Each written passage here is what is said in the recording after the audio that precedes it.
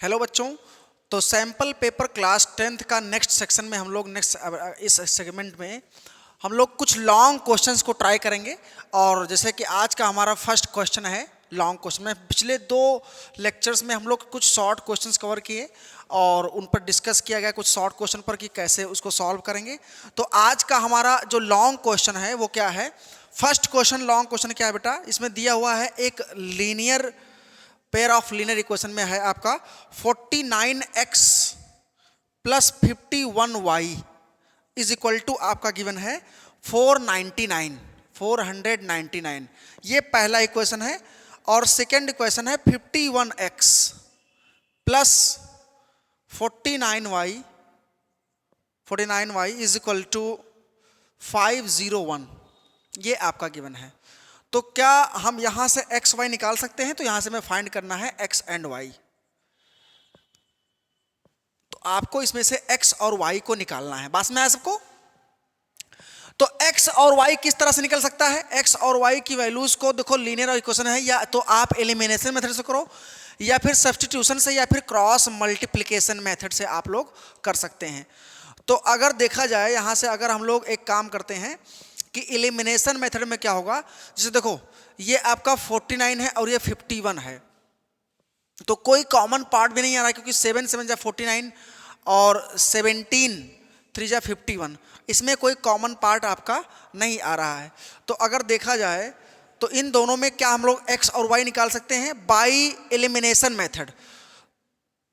ठीक है, elimination method से इसको कॉमन करके x y निकाल सकते हैं। जैसे देखो यहाँ पर x का कोएफिशिएंट कितना है 49, यहाँ पर x कोएफिशिएंट कितना है 51 और यहाँ पर रिवर्स कर दिया गया है। तो आपको x और y के कोएफिशिएंट को सेम करना पड़ेगा, तभी दोनों एलिमिनेट हो पाएंगे, या फिर एक को आप कॉमन कर लीजिए। बस में आया सबको?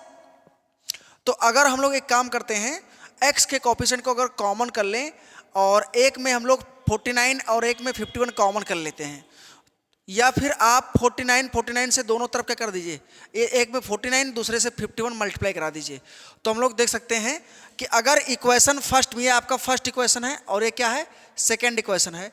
फर्स्ट इक्वेशन से अगर हम लोग x की वैल्यू क्या है 49 और इसमें 51 मल्टीप्लाई करा दें, कितना 51, और सेकंड इक्वेशन में आप 49 मल्टीप्लाई करा दीजिए, तो ये कितना मिल जाएगा आपको बताइए?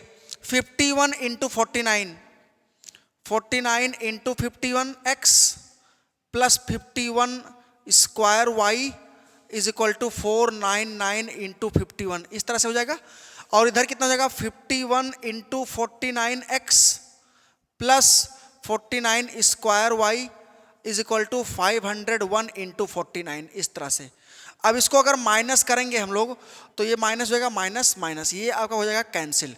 और यहाँ से 51 का स्क्वायर माइनस 49 का स्क्वायर अगर देखा जाए तो y कॉमन कर लेंगे, 51 का स्क्वायर माइनस 49 का स्क्वायर इज इक्वल टू आपका ये हो जाएगा 499 इंटू 51 माइनस में 501 इंटू 49, इस तरह से ये हो सकता है। ठीक है, अब यहां पर y की वैल्यू कितनी आएगी? एक ब्रैकेट में a प्लस बी, एक ब्रैकेट में a माइनस बी। तो a प्लस बी करेंगे तो 100 हो जाएगा, कितना हो जाएगा 100। a माइनस बी करेंगे तो 2 हो जाएगा। और इसमें कुछ कॉमन पार्ट आपको मिल रहा है, क्या ये 7 से या 49 से कैंसिल हो सकता है कि नहीं? 49 कितना टाइम्स होता है? 499। अगर हम लोग इसको मल्टीप्लाई कर दें कितना 7 टाइम्स 8 टाइम्स, तो 499 और इसमें कुछ कॉमन पार्ट है कि नहीं? 499 3 से कैंसिल हो रहा है कि नहीं देख लेते हैं। तो 51 को आप मल्टीप्लाई करा लीजिए, 499 इंटू 51, 499 इंटू 51 कितना आएगा 499। ठीक है, और 5 4 जा 45 और 5 9 जा 45, 5 9 जा 45 और 4 49, 5 4 जा 24, तो ये आपका 9 4 3 5 2, यानी आपका ये होगा 25349। कुछ गलती नहीं ना हुआ है। और 501 से मल्टीप्लाई कराना है 49 को, बस इनमें मल्टीप्लाई ही करना था। 9 1 जा 9, 9 0 0 9 4 जा 45, 4 1 जा 4, 4 0 0 20। तो इस तरह से आपका हो जाएगा 9 4 5 4 2। तो इस तरह से हो जाएगा आपका 2 4 5, ठीक है, 4 9। तो 9 से 9 आपका ये हो जाएगा कितना 0, 4 से 4 0, 3 से 5 जाएगा नहीं, तो हम लोग एक काम कर लेते हैं 15 3 से 5 नहीं जाएगा, तो 13 से 5 8, और यहाँ आपका बचा 24, तो 24 से 24 यानी 800 आएगा, और ये कितना है 200। तो y इज इक्वल टू आपका ये हो जाएगा 800 अपॉन 200, दैट इज 4। y की वैल्यू कितनी आएगी 4, 2 4 जा 8। तो अगर y की वैल्यू को 4 पुट कर दिए हैं, तो इक्वेशन फर्स्ट अगर सॉल्व करें y की वैल्यू 4, तो y इज इक्वल टू 4 रखने पर क्या हो जाएगा 49x plus 51 into 4 is equal to 499, ठीक है। इसको लाइन ऐसे ड्रॉ कर देंगे, तो 49x प्लस 4 1 जा 4, 4 5 जा 20 is equal to 499। 49x is equal to हो जाएगा 499 माइनस 204, तो ये कितना आएगा 9 से 4 5, 9 से 0 9, और 2 से 4 से 2 2, तो x इज इक्वल टू आपका हो जाएगा 295 अपॉन 49। ये कितने टाइम्स होता है 5 टाइम्स आई थिंक, 9 5 जा 45 और 20, कुछ तो कैंसिल होगा ना, 49 इंटू 295, तो 7 से कर लेते हैं, 7 7 जा 49 और 7 4 जा 28, और वो नहीं 7 से भी कैंसिल होगा, कुछ गलती किए हैं क्या, 9 से 4 5, 9 से 0 9, और 4 से 2 2, ठीक है। यहाँ पर मल्टीप्लाई कर लेते हैं, तो 499 माइनस 204 कितना आएगा 295 अपॉन 49। इस तरह से x आ रहा है और y की वैल्यू 4, ठीक है, कोई दिक्कत नहीं। तो ये आपका x और y एलिमिनेशन मेथड से हम लोग सॉल्व किए, ठीक है। लीनियर इक्वेशन था, pair of linear equation in 2 variables, class 10th का जो चैप्टर नंबर 3 है उसमें आप देख सकते हैं कि pair of linear equation chapter number 4 है शायद, pair of linear equation in 2 variable. इसके बाद में नेक्स्ट क्वेश्चन आपका दिया हुआ है ट्राइंगल पर है, कह रहा है कि अगर AD अपॉन, क्वेश्चन में एक फिगर पहले बना हुआ है, ये आपका फिगर है, इसमें फिगर में क्या दिया है बेटा, फिगर में दिया हुआ है, ये मान लीजिए आपका कोई पॉइंट है A और यहां पर पॉइंट है C और ये D है, ठीक है। एक पॉइंट BE है, BE, और यहां पर एक पॉइंट है एंगल 2, ये आपका एंगल 1 है और ये एंगल 2 है, ठीक है। हमें गिवन क्या है, given that AD upon AE is equal to AC upon BD and angle 1 is equal to angle 2, ये गिवन है। तो हमें शो करना है, so that triangle BAE is similar to triangle CAD। इन दोनों ट्राइंगल को हमें सिमिलर करना है, किन दोनों ट्राइंगल्स को, BAE, triangle BAE is similar to triangle CAD, इस पूरे ट्राइंगल क्या हो जाए, सिमिलर हो जाए। तो यहां से हम लोग एक चीज दिखा सकते हैं कि हमें गिवन है angle 1 is equal to angle 2, angle 1 is equal to angle 2 given है already. Angle 1 is equal to angle 2 given होने का मतलब कि ट्राइंगल BAD में angle 1 is equal to angle 2, तो angle opposite to equal side are equal, तो AB is equal to BD हो जाएगा। तो यहां पर लिखेंगे कि since angle 1 is equal to angle 2, then in triangle BAD आपका AB is equal to BD, AB is equal to BD, that is side opposite to equal angles are equal, sides opposite to, ये आप लोग पढ़े हैं, equal angles are equal, equal angles are equal. ठीक है, ये हम लोग पढ़े हैं। Side opposite to equal angles are equal.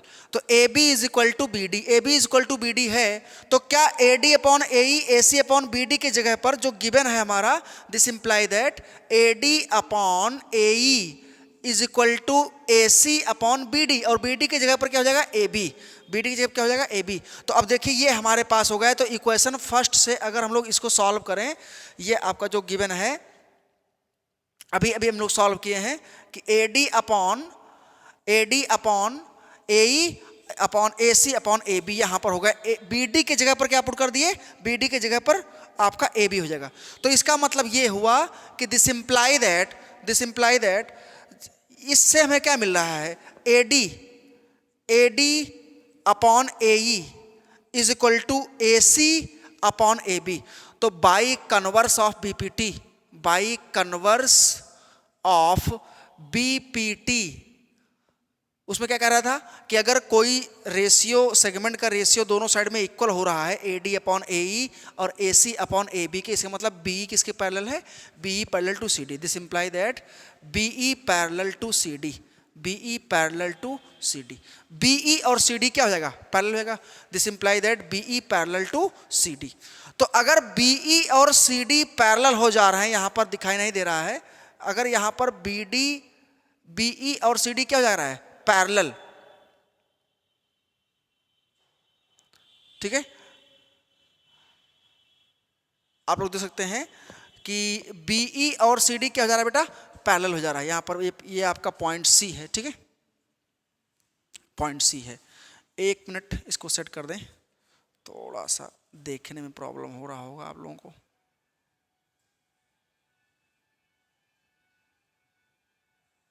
ठीक है, by converse of BPT BE parallel to C D, यहां पर लास्ट में लिखा है, आप लोग ध्यान दीजिएगा, BE parallel to C D. ठीक है, ये देख लीजिएगा, BE parallel to C D. ठीक, BE parallel to C D. तो BE parallel to C D अगर हो गया, जो बीई है सी डी के पैरेलल हो गया, इसका मतलब ये हुआ कि अब ये वाला एंगल इसके क्या हो जाएगा, इक्वल करस्पॉन्डिंग, और ये पूरा एंगल इसके इक्वल हो जाएगा करस्पॉन्डिंग। इसका मतलब ये हुआ कि this imply that in triangle BAE, in triangle BAE and triangle CAD, आपका angle A is equal to angle angle 1, ये तो कॉमन हो जाएगा। एंगल 1 दोनों में है, ये तो कॉमन हो जाएगा। And angle C is equal to angle B, comma angle D is equal to angle E। ठीक है, ये सभी क्या है बेटा, ये आपके हैं करस्पॉन्डिंग एंगल्स। क्या है, करस्पॉन्डिंग एंगल्स। ये क्या है, करस्पॉन्डिंग एंगल्स हैं। ये बस सबको पास में आया बेटा, करस्पॉन्डिंग एंगल्स। तो करस्पॉन्डिंग एंगल अगर ये हो जाना है, इसका मतलब ये हुआ कि ट्रायंगल जो है BAE ये सिमिलर है ट्रायंगल CAD के by AAA similarity criteria, by AAA similarity criteria.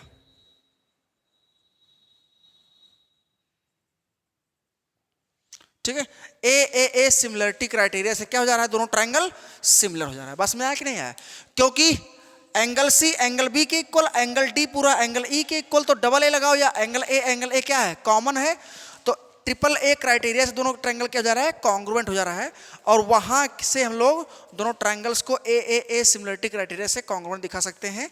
तो पहले हम लोग थोड़ा सा यूज किए बीपीटी के कन्वर्स, और वहां से उसको पैरेलल दिखाए, फिर कॉरस्पॉन्डिंग, तो पैरेलल के बीच में कॉरस्पॉन्डिंग एंगल क्या होता है, इक्वल होता है। तो उसके बाद में हम लोग दोनों ट्रायंगल को सिमिलर प्रूव कर दिए। नेक्स्ट क्वेश्चन में आपको गिवन है, अगले क्वेश्चन में दिया है, एक सर्कल से क्वेश्चन है। नेक्स्ट आपका जो भी क्वेश्चन हो, क्वेश्चन नंबर, एक सर्कल है, सर्कल के एक्सटर्नल पॉइंट से दो टेंजेंट ड्रॉ कर सकते हैं, वो दोनों टेंजेंट इसमें ड्रॉ किया गया है। एक्सटर्नल पॉइंट क्या है, P, और ये टेंजेंट A पर है, और ये टेंजेंट कहाँ पर है, B पर है। सेंटर है सर्कल का O से A रेडियस बना देंगे, पॉइंट ऑफ कांटेक्ट पर ये परपेंडिकुलर होता है, और यहाँ पर ये परपेंडिकुलर होता है, पॉइंट ऑफ कांटेक्ट पर ये आपका सेंटर है। इसके बाद में A और B बी को इस तरह से ज्वाइन किया गया है क्यू पर। इसमें गिवन है angle A P B, angle A P B that is A 75 degree है। कितना है? 75 डिग्री है। तो आपको बताना है find A Q B, find angle A Q B. आपको ये एंगल बताना है। इसमें थोड़ा सा सर्कल क्लास 9th का यूज होगा। क्यों? क्योंकि हम जानते हैं एक्सटर्नल पॉइंट से टेंजेंट ड्रॉ करेंगे, ठीक है? तो दो टेंजेंट ड्रॉ होते, दोनों का लेंथ इक्वल होता है, लेंथ से में कोई मतलब नहीं है। तो सेंटर पर जो एंगल बनेगा, यहाँ पर जो सेंटर पर एंगल बन रहा है, किसकी वजह से? जब दोनों रेडियाई को हम लोग ज्वाइन करेंगे, ठीक है? तो ये इस एंगल और ये एंगल क्या होगा? हमेशा इनका सम कितना होता है? 180, क्योंकि ये दोनों एंगल क्या है बेटा? 90-90 है। तो इस क्वाड्रिलेटरल में, किसी भी क्वाड्रिलेटरल में चारों एंगल का सम कितना होता है? 360, जिसमें ये एंगल और ये एंगल कितना है? 90-90, तो 180 खत्म होगा। अब इसका सम क्या होगा? तो इसका मतलब ये हुआ कि this imply that angle A P B plus angle A O B, इन दोनों का सम कितना होने वाला है? 180, और इनमें से ये 75 है plus angle A O B is equal to 180। That means कि एंगल ए ओ बी आपका आने वाला है कितना? 180 माइनस 75 मीन्स ये आपका आ जाएगा बेटा 105, 105 डिग्री आएगा। कितना आएगा? 105 डिग्री, ये इसकी वैल्यू हो जाएगी 105 सेंटर पर जो एंगल बन रहा है। अब आप जानते हैं कि किसी आर्क से सेंटर पर जो एंगल बनता है उसका आधा एंगल कहाँ पर बनता है?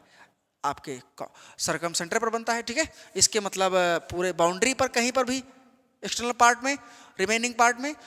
तो एंगल ए ओ बी ये 2 टाइम्स होना चाहिए एंगल ए क्यू बी का। That means angle A Q B, angle A Q B ये आधा होना चाहिए, half angle A O B का, क्लास 9th वाले कॉन्सेप्ट से। तो angle A Q B is equal to 1/2 into 105, क्योंकि वो भाई 75 है ए पी बी, तो वो आपका 105 हो जाएगा। दोनों का सम 180 होना चाहिए। तो ये आपका हो जाएगा इस तरह से 105/2 दैट इज 52.5 डिग्री, इतना एंगल आएगा।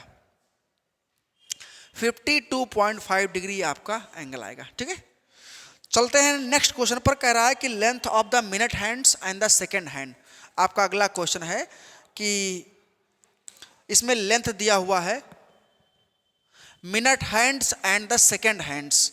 एक घड़ी है, वॉच है, जिसमें मिनट वाले सुई का और सेकंड वाले सुई का जो है लेंथ दिया हुआ है।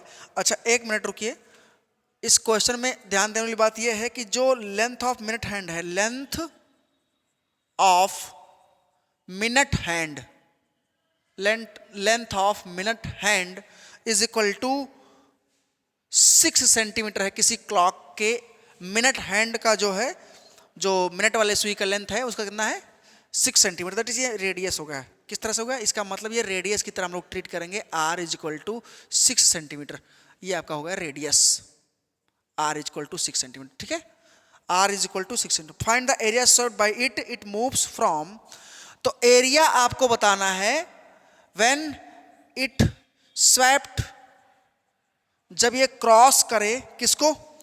From 7:05 PM to 7:40 PM।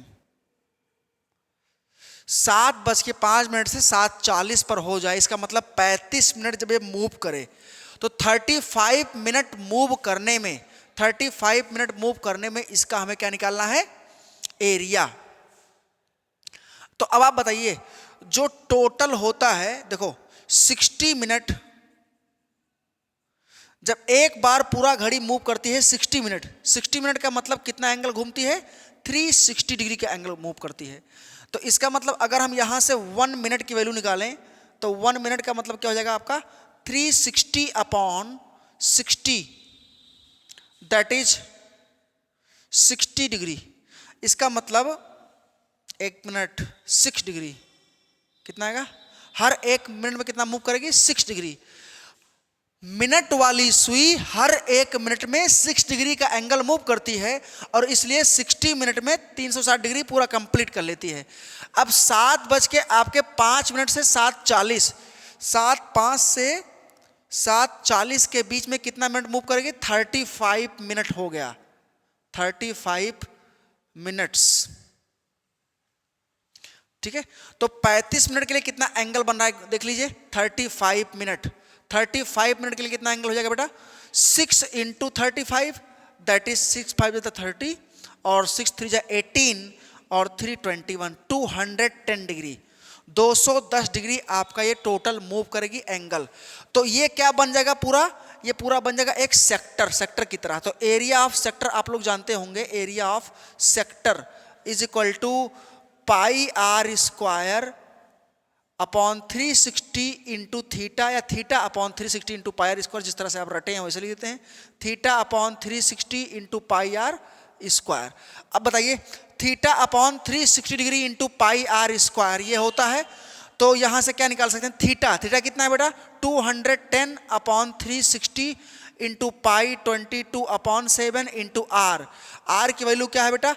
Are is equal to 6 centimetre है, तो r is equal to 6 centimetre यानी 6 का स्क्वायर। ठीक है, तो 0 से 0 कैंसिल हो जाएगा और 7 3 जा 21 और 3 12, 12 36 और 6 2 जा 12, 6 2 जा 12, 11 2 जा 22 और 6 से 6 कैंसिल, 6 से 1 6 कैंसिल हो, यानी एक 6 बचेगा और 11, यानी 66 सेंटीमीटर स्क्वायर।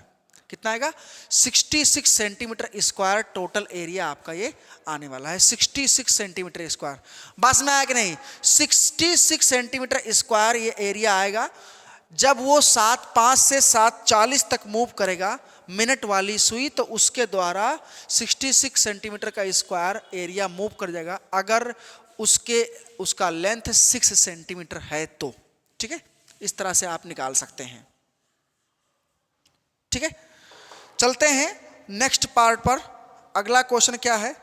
नेक्स्ट क्वेश्चन है ट्रिग्नोमेट्री से आपका दिया हुआ है question, sine A plus B, sine A plus B is equal to 1 comma या एंड लिखा हुआ है, cos A minus B is equal to √3 upon 2, और आपको रिस्ट्रिक्शन दे दिया है कि ए प्लस बी जो है वो एक्यूट एंगल है, मीन्स ग्रेटर देन 0 डिग्री और लेस देन और इक्वल टू 90 हो सकता है, कॉमा ए ग्रेटर देन बी, मतलब निगेटिव नहीं होगा, ए बी से बड़ा होगा। इसका मतलब ए बी क्या है? एक्यूट एंगल है। ठीक है, अब देखो इसका मतलब क्या हुआ? ए प्लस बी 90 है, ए प्लस बी 90 है, और यहां पर साइन ए प्लस बी क्या है? साइन ए प्लस बी की वैल्यू 1 है। अब बताओ, साइन वाले कॉलम में 90 से पहले या 90 तक कब 1 होता है? साइन 90 पर ही 1 होता है और उसके पहले कभी 1 नहीं होता है। तो अगर देखा जाए तो यहां से a plus B equal to 90 हो जाएगा, तभी 1 हुआ होगा। a plus B equal to 90 degree, equation first. Similarly हम लोग दूसरे पार्ट से अगर निकालें कॉस ए माइनस बी वाले से, तो √3/2 कॉस में 90 से पहले कब होता है? कॉस 30 डिग्री पर। शायद कॉस 30 डिग्री की वैल्यू कितनी होती है बेटा? √3/2, और कॉस 60 कितना होता है? 1/2, क्योंकि कॉस साइन 30 की इक्वल। तो यहां से a minus B is equal to कितना आएगा? 30, और ये आपका होगा सेकेंड इक्वेशन। इक्वेशन फर्स्ट और सेकेंड को ऐड करते हैं, तो फर्स्ट प्लस सेकेंड कर देंगे, तो a प्लस ए 2a, और b से b माइनस प्लस कैंसिल होगा, 2a is equal to 90 plus 30 that is 120, तो a is equal to 60 degree आएगा। a कितना आएगा? 60, और अगर a 60 है, दोनों का सम 90 है, तो b इज इक्वल टू कितना हो जाएगा? 30। तो इस तरह से हम लोग a इज इक्वल टू 60 और b is equal to 30 degree निकाल दिए। बात समझ में आया सबको? नेक्स्ट क्वेश्चन कह रहा है, इसमें लिख दे रहे हैं कि आपको थीटा निकालना है, फाइंड थीटा। थीटा की वैल्यू निकालिए। अगर ये एक्सप्रेशन दिया हुआ है कि cos theta minus sine theta upon cos theta plus sine theta is equal to 1 minus √3 upon 1 plus √3, ये गिवन है, ठीक है। क्वेश्चन है इसमें कि cos theta minus sine theta upon cos theta plus sine theta is equal to 1 minus under root 3। ये ऊपर कितना लिखा है 1 minus under root 3 upon 1 plus under root 3। तो हमें यहाँ से थीटा निकालना है। अब आप लोग जानते हैं कि ये हमें चेहरा किस तरह से लग रहा है। एक होता है term componendo and dividendo, componendo and dividendo, शायद आप लोग ना पढ़े हो। चलिए तो उस तरह से कर देते हैं हम लोग क्रॉस मल्टीप्लाई करा के। तो अगर इधर वाले एक्सप्रेशन को हम लोग दोनों तरफ नीचे और ऊपर कॉस से डिवाइड करा दें, किससे कॉस से डिवाइड करा दें, तो हमें क्या मिल जाएगा 1 minus tan theta upon 1 plus tan theta is equal to 1 minus under root 3 upon 1 plus under root 3। अब दोनों तरफ क्या करते हैं क्रॉस मल्टीप्लाई। क्रॉस मल्टीप्लाई कराओगे तो कितना होगा 1 से 1 1 plus under root 3 minus tan theta, ठीक है, माइनस में टेन थीटा और 1 प्लस अंडर रूट 3, ये इतना हो जाएगा, ठीक है, is equal to 1 minus under root 3 plus tan theta और 1 माइनस अंडर रूट 3, इस तरह से। तो क्या 1 से 1 कैंसिल हो जाएगा, यस, और इस रूट 3 को उधर ले जाएंगे तो 2 अंडर रूट 3 हो जाएगा और इसको उधर ले जाएंगे तो टेन थीटा को अगर कॉमन कर लेंगे उधर ले जा करके तो 1 minus under root 3 plus 1 plus under root 3 is equal to 2 under root 3, क्योंकि इसको इधर लाएंगे तो माइनस है प्लस हो जाएगा तो रूट 3 से रूट 3 कैंसिल, 1 प्लस 1 2, तो 2 tan theta is equal to 2 under root 3 और 2 से 2 कैंसिल होगा तो tan theta is equal to under root 3, मतलब कि theta is equal to 60 degree. Tan 60 की वैल्यू अंडर रूट 3 होता है, ठीक है, थीटा इज इक्वल टू 60, तो theta is equal to 60 degree का आंसर ये आएगा, ठीक है। सभी लोग कर लिए होंगे I think.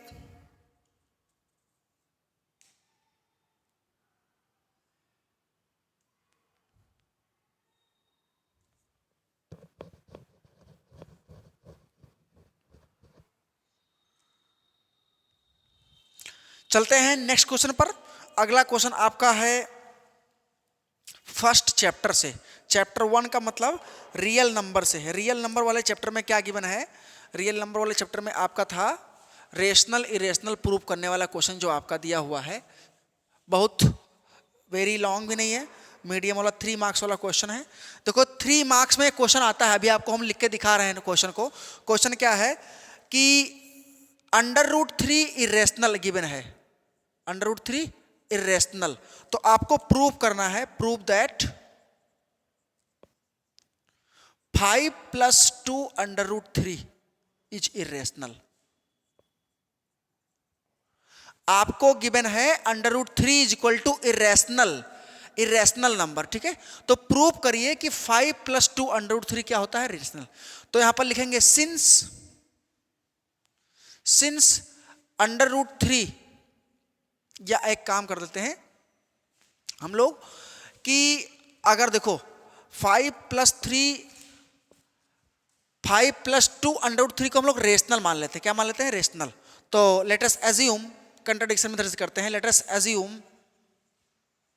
That 5 plus 2 under root 3 is rational. Let us assume that 5 plus 2 under root 3 is rational. अब अगर ये रेशनल है तो इसमें से अगर रेशनल को माइनस करेंगे तो रेशनल ही रहेगा। This imply that 5 plus 2 under root 3 minus 5, इसमें से 5 माइनस कर देंगे, जो ऐड है वो माइनस कर दिया जाता है, इज ऑल्सो रेशनल, ये भी रेशनल होगा। तो 5 से 5 कैंसिल, क्योंकि हम लोग इस पूरे को रेशनल माने हैं। रेशनल माइनस रेशनल 5 तो रेशनल होता ही, नेचुरल नंबर तो रेशनल तो होगा ही, तो उसको माइनस करेंगे तभी क्या रह गया है, रेशनल। इसका मतलब 2 अंडर रूट 3 इज रेशनल। अब इसमें अगर हम लोग क्या कर दें, 2 से डिवाइड लगा दें, 2 अंडर रूट 3 अपॉन 2, क्योंकि इस पूरे पार्ट को रेशनल है ये, इसको 2 से डिवाइड, 2 भी रेशनल, तो रेशनल अपॉन रेशनल रेशनल हो सकता है, इज ऑल्सो रेशनल।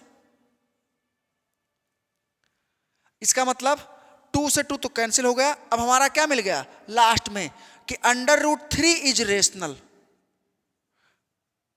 लेकिन गिवन क्या था, but given that √3 is irrational, √3 is irrational. इसका मतलब ये हुआ √3 अगर इरेशनल गिवन था तो ये क्या होगा, this is the contradiction, so our assumption is wrong. This is a contradiction, ऐसे लिख सकते हैं, this is a contradiction,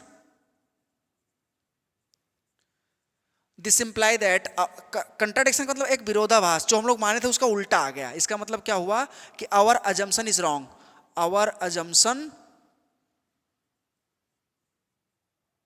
is wrong, therefore 5 + 2 √3 is irrational या विल बी इरेशनल। ठीक है, 5 + 2 √3 विल बी इरेशनल। ठीक है, इस तरह से आप कर सकते हैं कंट्राडिक्शन मेथड से इस क्वेश्चन को। तो इस तरह से हम लोग आज कुछ और थोड़े से हल्के लॉन्ग क्वेश्चंस को कवर किए।